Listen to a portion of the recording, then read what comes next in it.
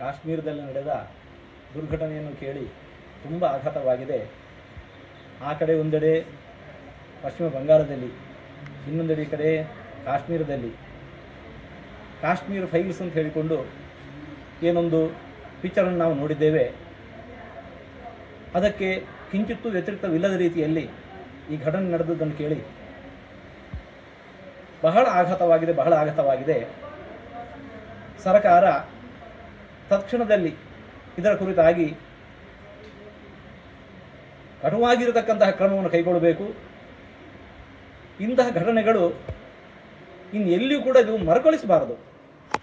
ಅಂತಹ ರೀತಿಯಲ್ಲಿ ಬೇಕಾಗಿರತಕ್ಕಂತಹ ದೇಶದೊಳಗೆ ಸುಭದ್ರತೆಯನ್ನು ಕಾಯ್ದುಕೊಳ್ಳುವಂತೆ ಬೇಕಾದ ಕ್ರಮವನ್ನು ತಕ್ಷಣ ತೆಗೆದುಕೊಳ್ಬೇಕು ಅಂತ ನಾವು ಕೇಂದ್ರ ಸರ್ಕಾರವನ್ನು ಕೂಡ ಆಗ್ರಹಿಸ್ತಾ ಇದ್ದೇವೆ. ಹಿಂದೂಗಳ ಮೇಲೆ ಉದ್ದೇಶಪೂರ್ವಕವಾಗಿ ಆಕ್ರಮಣ ಮಾಡುವುದು ಇದು ಬಹಳ ಒಂದು ಆತಂಕಕಾರಿಯಾದಂಥ ವಿಷಯವಾಗಿದೆ. ಇಷ್ಟ ತನಕ ಉಗ್ರಗಾಮಿಗಳು ಅವರು ಬರೇ ಒಂದು ಸ್ವೇಚ್ಛಾ ಪ್ರಕಾರ ಸಿಕ್ಕವರನ್ನು ನಿರಪರಾಧಿಗಳನ್ನು ಕೊಲ್ತಾ ಇದ್ದಾರೆ ಎನ್ನುವಂತಹ ಒಂದು ಭಾವನೆ ಇತ್ತು. ಈಗ ನೋಡಿದಾಗ ಹಾಗಲ್ಲ. ಇದು ಆಯುಧ ಜನಗಳನ್ನು, ಹಿಂದೂಗಳನ್ನೇ ನಾಶ ಮಾಡತಕ್ಕಂಥ ಒಂದು ಹುನ್ನಾರ ಎಂಬಂತಹ ಒಂದು ಅಂಶ ಈಗ ಸ್ಪಷ್ಟವಾಗಿ ಕಾಣ್ತಾ ಇದೆ. ಈ ದೃಷ್ಟಿಯಲ್ಲಿ ಇದನ್ನು ಕೇವಲ ಭಯೋತ್ಪಾದನೆ ಅಂತ ಹೇಳಿ ಕರೆಯಲಿಕ್ಕೆ ಬರುವುದಿಲ್ಲ. ಇದೊಂದು ಜಾಗತಿಕವಾದಂತಹ ಅಥವಾ ಬಹಳ ಪ್ರಬಲವಾದಂತಹ ಷಡ್ಯಂತ್ರ ಎಂಬುದನ್ನು ನಾವು ಸಂಪೂರ್ಣವಾಗಿ ಇದನ್ನು ಗಮನಿಸಬೇಕು. ಅದಕ್ಕೆ ತಕ್ಕಂತೆ ಇದಕ್ಕೆ ಸೂಕ್ತವಾದ ಪರಿಹಾರವನ್ನು ಕೈಗೊಳ್ಳಬೇಕು ಅಂತ ನಾವು ಆಶಿಸ್ತೇವೆ. ಕಾಶ್ಮೀರದಲ್ಲಿ ನಡೆದ ಘಟನೆಯನ್ನು ಕೇಳಿ ನಾವು ತುಂಬ ವ್ಯಾಕುಲರಾಗಿದ್ದೇವೆ.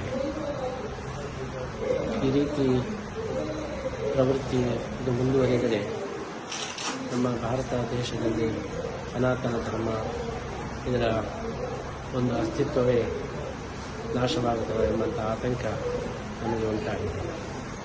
ಈ ದೃಷ್ಟಿಯಲ್ಲಿ ನಾವು ಬಹಳವಾಗಿ ಇದನ್ನು ಖಂಡಿಸ್ತಾ ಇದ್ದೇವೆ.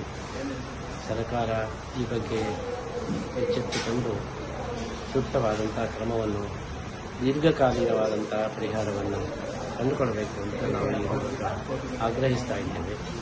ಇದಲ್ಲದೆ ಪಶ್ಚಿಮ ಬಂಗಾಳದಲ್ಲಿ ನಡೀತಾ ಇರತಕ್ಕಂತಹ ಘಟನೆ, ಕೇರಳ ಮೊದಲಾದ ಕಡೆ ನಡೀತಾ ಇರತಕ್ಕಂಥ ಘಟನೆ, ಇದನ್ನೆಲ್ಲ ಗಮನಿಸಿದಾಗ ಇದರ ಹಿಂದೆ ಒಂದು ಮಾಸ್ಟರ್ ಪ್ಲ್ಯಾನ್ ಇದೆ.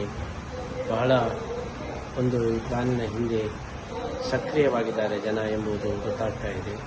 ಇದನ್ನು ಅಮೂಲವಾಗಿ ನಾವು ವಿಮರ್ಶೆ ಮಾಡಿ ಇದನ್ನು ಮೂಲ ಸಹಿತ ಪರಿಹಾರ ಮಾಡಬೇಕು. ಇದಕ್ಕೆ ಸರ್ಕಾರ ಒಂದು ದೊಡ್ಡ ಮಾಸ್ಟರ್ ಪ್ಲ್ಯಾನನ್ನೇ ಮಾಡಬೇಕು.